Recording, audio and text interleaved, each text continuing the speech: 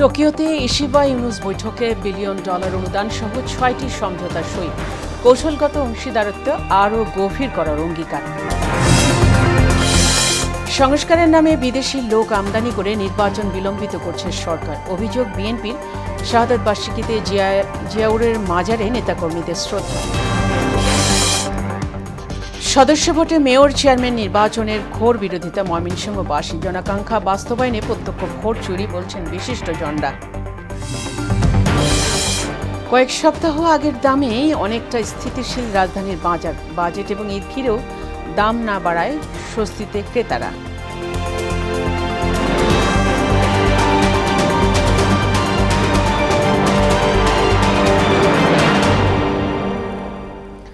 আসসালামু আলাইকুম, সবাইকে মোহনার সংবাদে স্বাগত। শুনছিলেন শিরোনাম, সঙ্গে আছি ফাতেমা রশিদ। এবার বিস্তারিত। টোকিওতে জাপানের প্রধানমন্ত্রী ইশিবা শিগেরুর সঙ্গে দ্বিপক্ষিক বৈঠক করেছেন প্রধান উপদেষ্টা ডক্টর মোহাম্মদ ইউনুস। এ সময় পারস্পরিক স্বার্থ সংশ্লিষ্ট বিষয় নিয়ে আলোচনা হয় দুই সরকার প্রধানের মধ্যে। এতে বাংলাদেশের জন্য $1 বিলিয়ন বেশি অনুদানের ঘোষণা সহ 6টি সমঝোতার স্মারক সই হয়। এ সময় রোহিঙ্গা সংকটে বাংলাদেশের ভূমিকার প্রশংসা করেন জাপানের প্রধানমন্ত্রী। মুনতাসির মামুনের প্রতিবেদন। শুক্রবার জাপানের টোকিওতে এক গুরুত্বপূর্ণ বৈঠকে মিলিত হন জাপানের প্রধানমন্ত্রী ইশিবা শিগেরু ও বাংলাদেশের অন্তর্বর্তীকালীন সরকারের প্রধান উপদেষ্টা অধ্যাপক মোহাম্মদ ইউনুস। বৈঠকে দীর্ঘমেয়াদী বন্ধুত্ব ও কৌশলগত অংশীদারিত্ব আরও গভীর করার অঙ্গীকার পুনর্ব্যক্ত করেন দুই নেতা। আলোচনায় উঠে আসে ইন্দো প্যাসিফিক অঞ্চলের শান্তি ও স্থিতিশীলতা প্রতিষ্ঠার বিষয়টিও। এ সময় বাংলাদেশের টেকসই উন্নয়ন এবং অবকাঠামো নির্মাণে জাপানের চলমান সহযোগিতার প্রশংসা করেন অধ্যাপক ইউনুস। জবাবে রোহিঙ্গা সংকটে বাংলাদেশের ভূমিকায় ভূয়সী প্রশংসা করেন দেশটির প্রধানমন্ত্রী। জাপান বাংলাদেশ সম্পর্কের এ অগ্রগতি দুই দেশের পারস্পরিক উন্নয়ন ও আঞ্চলিক স্থিতিশীলতার নতুন দিক উন্মোচন করবে বলে একমত হন দুই শীর্ষ নেতা। মুনতাসির মামুন, মোহনা সংবাদ, ঢাকা।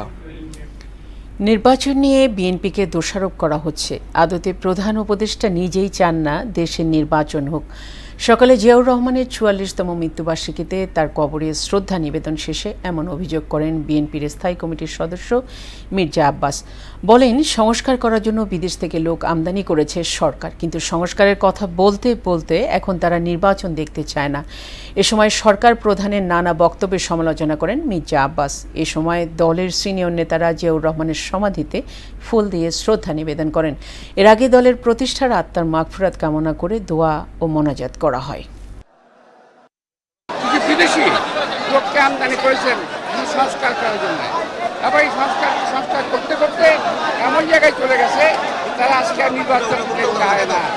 নির্বাচন যদি করতে হয় মুসলমান মধ্যে করতে হবে, আর নির্বাচন করতে না চান সেটা দায়িত্ব নয়। কাউন্সিলর ও সদস্যদের ভোটে চেয়ারম্যান ও মেয়র নির্বাচনের বিরোধিতা করেছেন ময়মনসিংহের সাধারণ মানুষ। রাজনৈতিক ও সুশীল সমাজের প্রতিনিধিদের একই রকম মত। মানুষের আশা আকাঙ্ক্ষা বাস্তবায়নে জনগণের সরাসরি ভোট ছাড়া স্থানীয় সরকার প্রধান নির্বাচিত করা উচিত হবে না বলে মনে করেন তারা। রুবায়েত বাপ্পির প্রতিবেদন, জানাচ্ছেন মোহাম্মদ ওয়ালিউল্লাহ। সরাসরি জনগণের ভোটে নির্বাচিত না হলে চেয়ারম্যান ও মেয়ররা স্বেচ্ছাচারী হয়ে উঠবেন। সিদ্ধান্ত গ্রহণ ও বাস্তবায়নে সাধারণ মানুষের ইচ্ছারও মূল্যায়ন করবেন না। প্যানেল ভোটে চেয়ারম্যান ও মেয়র নির্বাচনের বিধান রেখে সংস্কার কমিশনের সুপারিশের এমনই প্রতিক্রিয়া জানিয়েছেন ময়মনসিংহের মানুষ। নির্বাচন সংস্কার কমিশনের যে একটা সিদ্ধান্ত নিচ্ছে, আমার মতে সেই সিদ্ধান্তটা ভুল। এটা আমি একমত নই, কারণ পাবলিক ভোট এবং পাবলিক নির্বাচনে কমিশনার হবে এবং মেয়র হবে, এবং ইউনিয়ন পরিষদ জনগণের ভোটে নির্বাচিত মেম্বার চেয়ারম্যান হবে। জাতীয় সরকার থেকে ইউনিয়ন পর্যায় থেকে ধরে সকল নাগরিককে আমরা ভোটের মাধ্যমে নির্বাচিত করতে চাই। সিটি মেয়র এগুলো জনগণের বুড়ো, এগুলো আবার কাউন্সিলর দিয়ে বিজয় তাহলে দলীয় ভাবে এককভাবে যাবে। ভোটে নির্বাচন করলে মনে করেন সুষ্ঠু যোগ্য ব্যক্তির ভোট দিতে পারবো। ভোটের নির্বাচিতটাই আমরা ভালো মনে করি। রাজনীতিকরা বলছেন প্রত্যক্ষ ভোটে মেয়র বা চেয়ারম্যান নির্বাচিত না হলে নিজেদের মতামত ব্যক্ত করতে পারবেন না জনগণ। তাই মানুষের ভোটাধিকার রক্ষায় এ ধরনের বিধান রাখা মোটেও ঠিক হবে না। জনগণের প্রত্যক্ষ মতামতের ভিত্তিতে ইউনিয়ন পরিষদের চেয়ারম্যান যদি নির্বাচিত হয়, তাহলে আপনার ওই ইউনিয়নের জনগণের পরিপূর্ণ মতামতের বহিঃপ্রকাশ হবে। সাধারণ ভোটারদের ভোটেই কাউন্সিলর এবং মেয়র, চেয়ারম্যান এই দুটোই নির্বাচিত হওয়া দরকার। কারণ তা না হলে পরে এখন জনগণের মধ্যে একটা ভুল বুঝাবুঝি হতে পারে, তারা মনে করবে যে কোনো ভোটের অধিকার থেকে আমাদেরকে বঞ্চিত করা হয়েছে। মানুষের যে প্রত্যক্ষ ভোটে সে পৌরসভার মেয়র, ইউনিয়ন পরিষদের চেয়ারম্যান যে নির্বাচিত করে, আমাদের কাছে মনে হচ্ছে এটি হচ্ছে সবচেয়ে বেশি গণতন্ত্র। ফলে এই গণতন্ত্রের এই প্র্যাকটিসটাকে বন্ধ করে দেওয়া মোটেও সমীচীন হবে। নাগরিক সমাজের প্রতিনিধিরা মনে করেন সংস্কার কমিশনের সুপারিশ বাস্তবায়নের আগে সাধারণ মানুষের মতামতকে প্রাধান্য দিতে হবে। এই পদ্ধতির মাধ্যমে সাধারণ ভোটার যারা আছে তাদের মতামতের সঠিক প্রতিফলন ঘটবে বলে মনে হচ্ছে না। কারণ ভোটাররা একজনকে কাউন্সিল হিসেবে নির্বাচিত করবে বা মেম্বার হিসেবে নির্বাচিত করবে, কিন্তু তাদের প্রত্যাশা হয়তো থাকতে পারে ভিন্ন একজন চেয়ারম্যান হবে। পরিবর্তিত পরিস্থিতিতে স্থানীয় সরকারেও সংস্কার প্রয়োজন আছে উল্লেখ করে জনগণের আশা আকাঙ্ক্ষা বাস্তবায়নে ভোটাধিকার অক্ষুণ্ণ রাখার তাগিদ দিয়েছেন সর্বস্তরের মানুষ। মোহাম্মদ ওয়ালিউল্লাহ, মোহনা সংবাদ। বঙ্গোপসাগরের সৃষ্ট গভীর নিম্নচাপটি ক্রমান্বয়ে দুর্বল হয়ে লঘুচাপে পরিণত হচ্ছে। বর্তমানে এটি টাঙ্গাইল ও আশেপাশের এলাকায় অবস্থান করছে। এর প্রভাবে দেশ জুড়ে আরও 4 দিন বৃষ্টি অব্যাহত থাকতে পারে। তবে এতে ঝড়ঝঞ্ঝার কোনো আশঙ্কা নেই বলে জানিয়েছে আবহাওয়া দপ্তর। এদিকে এই নিম্নচাপের প্রভাবে বৃষ্টি এবং জোয়ারের পানিতে তলিয়ে গেছে উপকূলীয় এলাকা। আর রাজধানীতে টানা বৃষ্টিতে কর্মহীন হয়ে পড়েছেন দিনমজুররা। আরও জানাচ্ছেন ওশা ফেরদৌস। বঙ্গোপসাগরে সৃষ্ট গভীর নিম্নচাপটি বাংলাদেশ উপকূল অতিক্রম করার পর স্থল নিম্নচাপে পরিণত হয়েছে। শুক্রবার সকালে এর অবস্থান ছিল টাঙ্গাইল ও আশপাশের এলাকায়। উত্তর ও উত্তর পূর্ব দিকে অগ্রসর হয়ে ক্রমান্বয়ে এটি আরও দুর্বল হয়ে যেতে পারে। এর প্রভাবে বৃষ্টি ও জোয়ারের পানিতে ডুবে গেছে উপকূলীয় এলাকা, বেড়ে গেছে নদ নদীর পানি। জোয়ারের পানিতে ডুবে গেছে চট্টগ্রাম, নোয়াখালী, লক্ষ্মীপুর, ফেনী, চাঁদপুর, ভোলা, বরিশাল, বাগেরহাট ও সাতক্ষীরা সহ উপকূলীয় অঞ্চলগুলোর বিস্তীর্ণ এলাকা।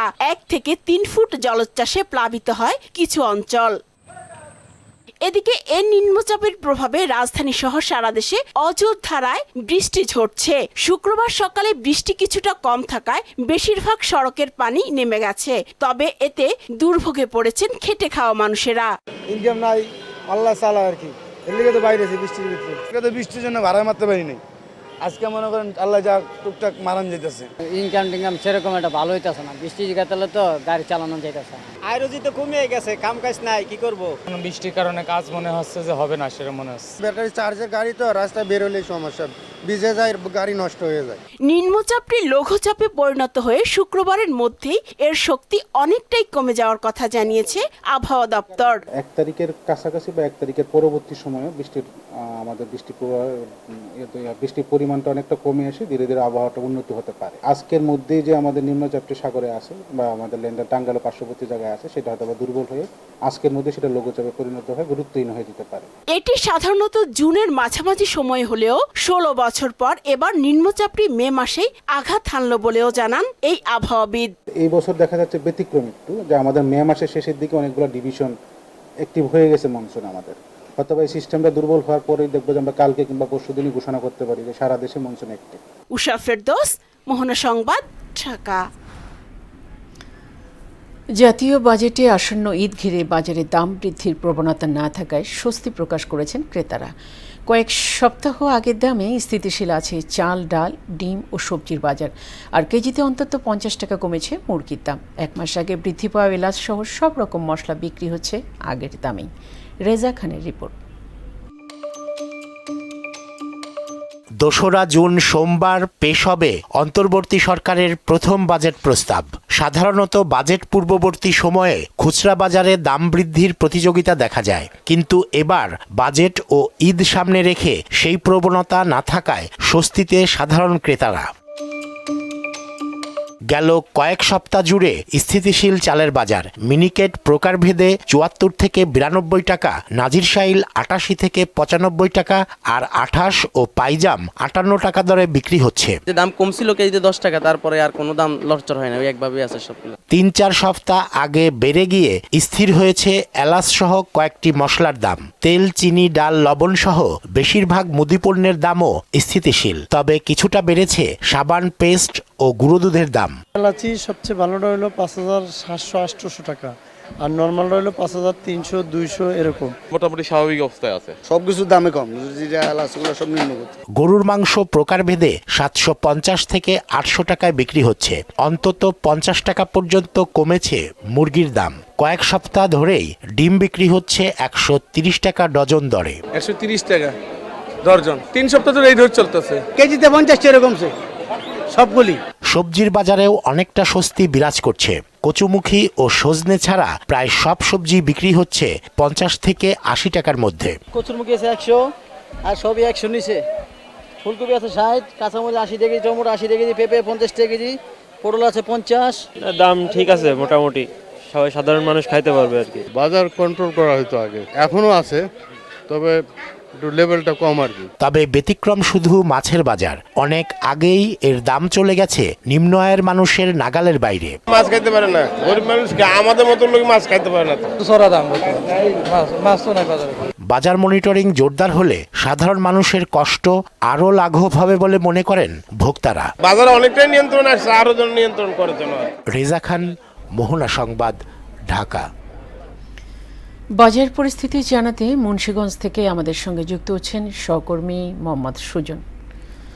সুজন, এই বৈরী আবহাওয়ায় মুন্সিগঞ্জের সবজির দাম কেমন, আর দাম নিয়ে কি বলছেন ক্রেতা বিক্রেতারা?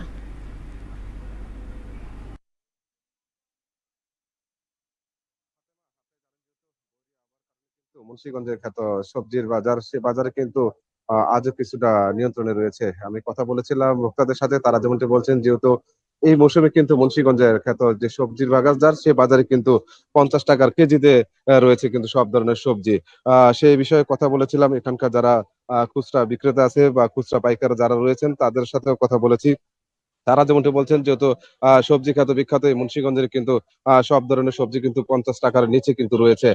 করলা, জালি, ঝিঙ্গা, আলু সব নিয়ে কিন্তু সব ধরনের সবজি যে দ্রব্যমূল্য, সেটা কিন্তু ক্রেতারা খুশি রয়েছে।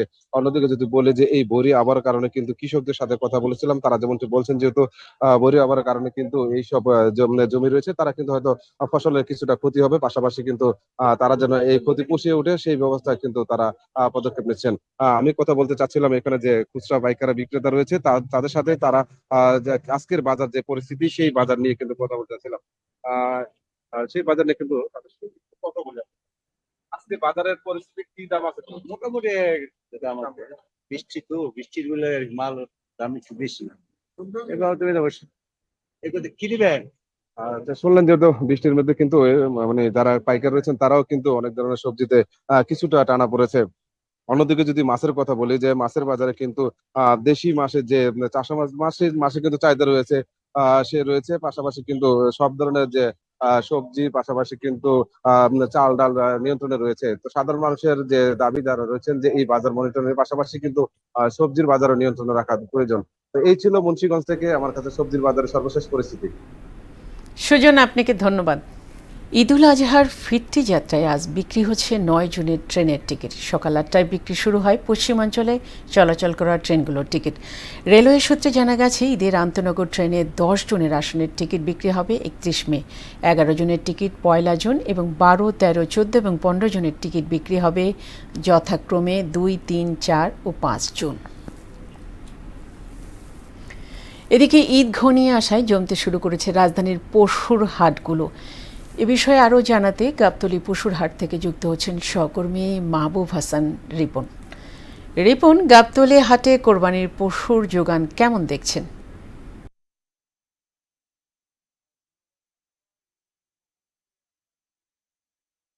ধন্যবাদ ফাতেমা। এই মুহূর্তে আমরা যদি দেখি, সেটি হচ্ছে যে পবিত্র ঈদুল আজহা থেকে আমরা ৮-৯ দিন দূরে আছি।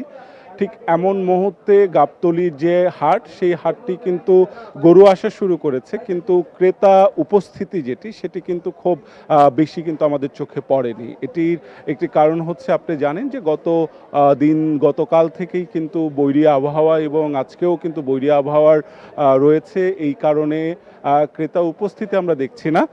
তবে যতটুকু আমরা উপস্থিতি দেখছি, ক্রেতারা আসছেন, গরু দেখছেন, দাম দর করছেন এবং সেই ক্ষেত্রে বিক্রেতাদের সাথেও আমার কথা হয়েছে। বিক্রেতারা যেটি বলছেন সেটি হচ্ছে যে ক্রেতারা গরুর দাম তারা যেভাবে প্রত্যাশা করছেন সেইভাবে তারা আসলে গরুর দাম পাচ্ছেন না, এটি একটি বিষয়। আরেকটি বিষয় হচ্ছে যে ক্রেতাদের সাথেও আমাদের কথা হয়েছে, যে গুটি কয়েক ক্রেতাকে আমরা আসলে দেখেছি, তারা যে কথাটি বলার চেষ্টা করেছেন সেটি হচ্ছে যে তারা মনে করছেন বর্তমানে যে মূল্যস্ফীতির যে বাজার, সেই বাজারে তারা যেভাবে গরুর দাম আসলে চাচ্ছেন সেইটা তাদের যে বাজেট, সেই বাজেটকে কিন্তু আসলে সাপোর্ট করছে না। এই কারণে তারা মনে করছেন যে গরুর দাম তারা বেশিই চাচ্ছেন। এই অভিযোগ আমরা কিন্তু হচ্ছে ক্রেতাদের কাছ থেকে পেয়েছে। তো সব কিছু মিলে গরুর বাজারের যে আমরা দেখি যে ঈদের বাজারের যে চাহিদা আমরা দেখি, সেটি যদি প্রত্যাশা মতো করতে হয় তাহলে আরও 2-3 দিন সময় লাগবে, এমনটাই জানাচ্ছেন এখানে যারা রয়েছেন ক্রেতা বিক্রেতা সকলেই। তো গাবতলীর হাট থেকে এই ছিল আমার কাছে সর্বশেষ। রিপন, আপনাকে ধন্যবাদ। ফাতেমা। আন্তর্জাতিক প্রসঙ্গ। গাজায় ইসরায়েলি হামলায় গত 24 ঘন্টায় প্রাণ হারিয়েছে 67 ফিলিস্তিনি, এতে আহত হয়েছে আরও প্রায় 200। এদিকে গাজায় ইসরায়েলের সমর্থনে মার্কিন যুদ্ধবিরতির প্রস্তাব প্রত্যাখ্যান করেছে হামাস। অন্যদিকে নাইজেরিয়ায় ভারী বর্ষণে ঘরবাড়ি ধসে কমপক্ষে 21 জন নিহত হয়েছে। বিস্তারিত কাজী শাহরিনের ডেস্ক রিপোর্টে। গাজায় সামান্য খাদ্য পাওয়ার জন্য মানুষ পাগল প্রায়। ছিটে ফোটা যা ত্রাণ সেখানে যাচ্ছে তা পেতেই তাদেরকে আরেক যুদ্ধ করতে হচ্ছে। এ সংকটাপন্ন সময় নিরীহ মানুষদের ওপর হিংস্র হায়নার মতো ঝাঁপিয়ে পড়েছে ইসরায়েলি সেনারা। ত্রাণ সংগ্রহ করতে আসা মানুষদের ওপরও নির্মমভাবে গুলি চালিয়ে অনেককেই হত্যা করছে তারা। এছাড়া গাজা জুড়ে এখনও বিমান এবং স্থল হামলাও অব্যাহত রেখেছে নেতানিয়াহু সেনারা। এই বর্বরতায় গত 24 ঘন্টায় নতুন করে 67 জন ফিলিস্তিনি নিহত হয়েছে, আহত হয়েছে আরও প্রায় 200। টানা 19 মাস ধরে চলা এ বর্বরতায় প্রাণহানি ছাড়িয়েছে 54,200। এদিকে গাজায় ইসরায়েলের সমর্থনে মার্কিন যুদ্ধবিরতি প্রস্তাব প্রত্যাখ্যান করেছে হামাস। প্রস্তাবটি যুদ্ধের অবসান সহ মূল দাবিগুলো পূরণ করেনি বলে অভিযোগ হামাস কর্মকর্তাদের। তবে এ নিয়ে এখনো কোনো মন্তব্য করেনি ইসরায়েল। নাইজেরিয়ায় ভারী বর্ষণে ঘরবাড়ি ধসে কমপক্ষে 21 জন নিহত হয়েছে। নাইজেরিয়ায় স্টেট ইমার্জেন্সি ম্যানেজমেন্ট এজেন্সির তথ্য মতে ভারী বৃষ্টিপাতে 2টি গ্রামে অন্তত 50টি বাড়ি পানিতে তলিয়ে গেছে। সেখানে এখনও 10 জনের বেশি মানুষ নিখোঁজ রয়েছে। অন্যদিকে বিদেশি পণ্য আমদানিতে ট্রাম্পের অতিরিক্ত শুল্ক আরোপের স্থগিতাদেশ অস্থায়ীভাবে বাতিল করেছেন মার্কিন ফেডারেল আপিল আদালত। এতে করে আমদানিকৃত পণ্যে আবারও শুল্ক পুনর্বহাল হয়েছে। একদিন আগেই যুক্তরাষ্ট্রের আন্তর্জাতিক বাণিজ্য আদালত ট্রাম্পের শুল্ক আদেশকে ক্ষমতা বহির্ভূত বলে ঘোষণা দিয়েছিলেন। কাজী শাহরিন, মোহনা সংবাদ। খেলার খবর। ক্রিকেট। বিসিবির 8 জন পরিচালকের চিঠি পাওয়ার পর বোর্ডের সভাপতি পদে ফারুক আহমেদের মনোনয়ন বাতিল করেছে বাংলাদেশ জাতীয় ক্রীড়া পরিষদ। বৃহস্পতিবার রাতে এক বিজ্ঞপ্তিতে বিষয়টি জানিয়ে দেওয়া হয়। এর মধ্য দিয়ে বিসিবির সভাপতির পদ হারালেন ফারুক আহমেদ।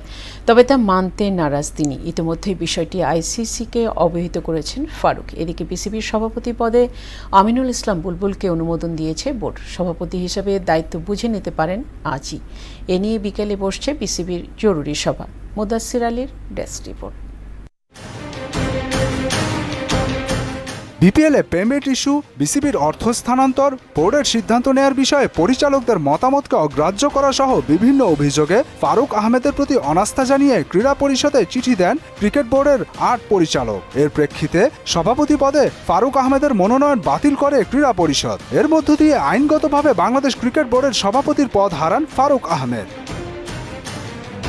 কিন্তু এরপরও নাছোড়বান্দা ফারুক। বিষয়টি ইতোমধ্যে ক্রিকেট দুনিয়ার সর্বোচ্চ সংস্থা আইসিসিকে অবহিত করেছেন তিনি এও বলেছেন খুব শীঘ্রই বিষয়টি সম্পর্কে আইসিসি থেকে চিঠি আসবে। এর মধ্য দিয়ে ঘটনাটি অন্য মোড়ও নিতে পারে বলে আশঙ্কা করা হচ্ছে, কেননা আইসিসির চেয়ারম্যান জয় শাহ একাধারে ভারতীয় ক্রিকেট বোর্ডেরও সেক্রেটারি। আবার এই জয় শাহ ভারতের স্বরাষ্ট্রমন্ত্রী অমিত শাহের ছেলে এবং দেশটির বর্তমান ক্ষমতাসীন দল বিজেপির সঙ্গে ঘনিষ্ঠ। বর্তমান বাংলাদেশ ভারত সম্পর্কে শীতলতা বিরাজ করায় বিসিবির এই বিষয়টিতে তার একটি প্রতিফলনও দেখা যেতে পারে। এদিকে বাংলাদেশ ক্রিকেটের সাবেক অধিনায়ক আমিনুল ইসলাম বুলবুলকে সভাপতি পদে অনুমোদন দিয়েছে বিসিবির পরিচালকবৃন্দ। মুদাসসির আলী, স্পোর্টস ডেস্ক, মোহনা সংবাদ। শেষ করব মোহনার সংবাদ, যাবার আগে শিরোনামগুলো আরও একবার।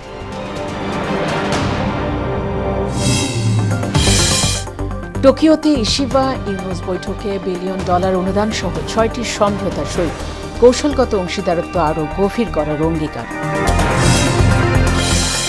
সংস্কারের নামে বিদেশি লোক আমদানি করে নির্বাচন বিলম্বিত করছে সরকার, অভিযোগ বিএনপির। শাহাদাত বার্ষিকীতে জিয়ার মাজারে নেতাকর্মীদের শ্রদ্ধা।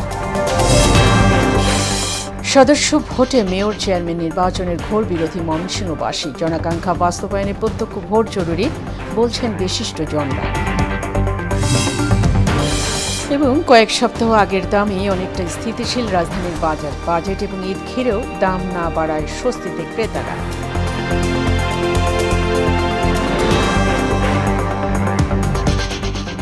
এই ছিল মোহনার সংবাদে। পরবর্তী সংবাদ বিকেল 5:30। এর আগে বিকেল 3টায় দেখবেন সংবাদ এক নজরে। মোহনার সব শেষ খবর জানতে ভিজিট করুন www.mohana.tv। সংবাদ দেখতে পারেন ফেসবুক ও ইউটিউবে। এতক্ষণ সঙ্গে থাকার জন্য সবাইকে ধন্যবাদ।